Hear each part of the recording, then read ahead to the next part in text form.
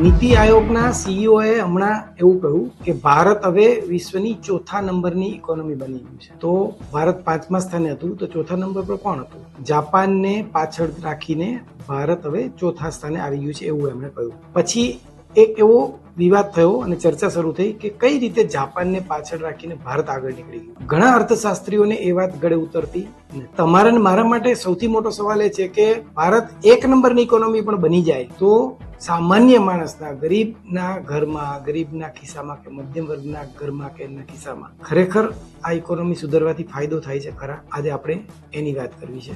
નમસ્કાર.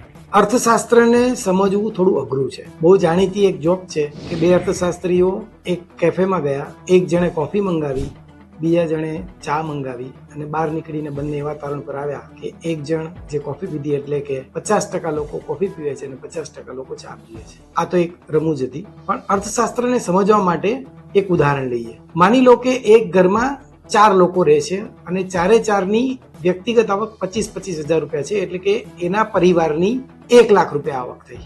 હવે માની લો કે એ ઘરમાં 50 લોકો રહેતા હોય અને 50 લોકોનો પરિવાર હોય અને એમની આવક પણ 1 લાખ હોય, તો આ બંને પરિવારની આવક સરખી કહેવાય કે ના કહેવાય? અર્થશાસ્ત્ર અને ઇકોનોમીનું ગણિત કંઈક આ પ્રકારનું છે. પણ આપણને ત્યારે જ એ ફેર લાગે કે જ્યારે આપણા ખિસ્સામાં પૈસા આવે, આપણે આપણી મનપસંદગીની વસ્તુઓ લઈ શકીએ.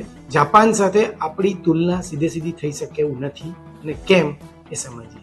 ભારતની માથાદીઠ આવક $2,900 છે, જ્યારે જાપાનની માથાદીઠ આવક $43,000 છે. ભારતના ચોથા વર્ગની આવક મહિને 10,000 છે, જાપાનના ચોથા વર્ગની આવક મહિને 1 લાખ છે. ભારતના મધ્ય વર્ગની આવક 30 થી 50 હજાર રૂપિયા છે, જ્યારે જાપાનના મધ્ય વર્ગની આવક 2 થી 5 લાખ છે. ભારત અને જાપાનના અમીરોની આવક એક સરખી છે. અમીર આખી દુનિયામાં એક સરખી રીતે અમીર છે. એ આપણા માટે સમજવા જેવી વાત છે. આપણે ત્યાં 80 કરોડ લોકોને સરકાર મફત અનાજ આપે છે. એનો સીધો મતલબ એવો થયો કે 80 કરોડ લોકો ગરીબ છે, અને આવું ઘણા વર્ષોથી ચાલે છે. ઇન્ફોર્મલ સેક્ટર બહુ જ મોટું છે.